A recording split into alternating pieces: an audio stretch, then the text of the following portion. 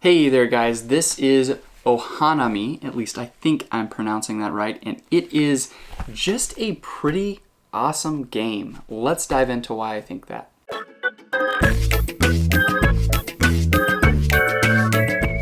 So there are a couple of things I really like about this game.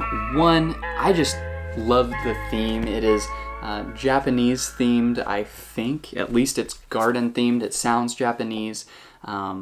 And it's got cherry blossoms as some of the cards and different things, and I just love that. So you've got right here a very short list of rules, which is nice. That's another thing I like about it, is it's a really easy game just to pick up and play pretty quickly. So you've got a bunch of cards right here, 120 cards. So you have 120 cards. You have 34 blue cards, 35 green cards, 17 gray cards, and 34 pink cards. So that adds up to 120. And what you're doing here is you are going to take 10 cards per person. And once each player has 10 cards, you have 3 gardens that you're making, and you're trying to get as many points as possible. So there's a bunch of different numbers on these cards, and they're way higher than you would normally expect to see. I mean, I've got one here that's 102, I've got one that's 106. So what you're going to do is you're going to take 2 of those cards and put them face down in front of you, and then your opponent would do the same thing, and then you would trade hands, and then you'd flip them over. So you can put them in 3 gardens, 3 stacks, but you can only go on top or bottom of the numbers that you've played. So of those numbers, what the basic meaning is, I can't put anything in between 2 cards that are already in there. So that's part of the strategy of how you're playing. And so I couldn't put 75, I have 74 and 84 right here.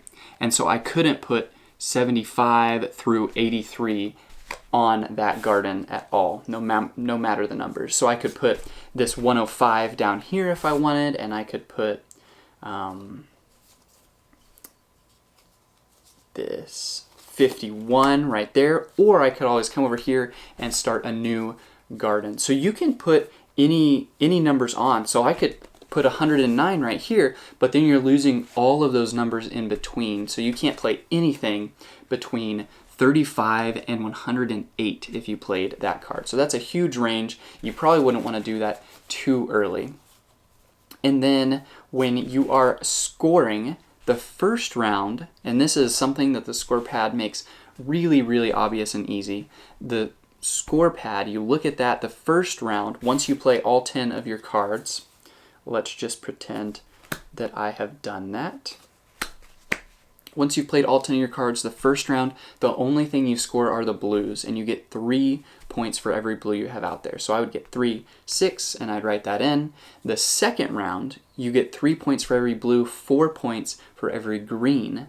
The third round, you get 3 points for every blue, 4 points for every green, and 7 points for every gray.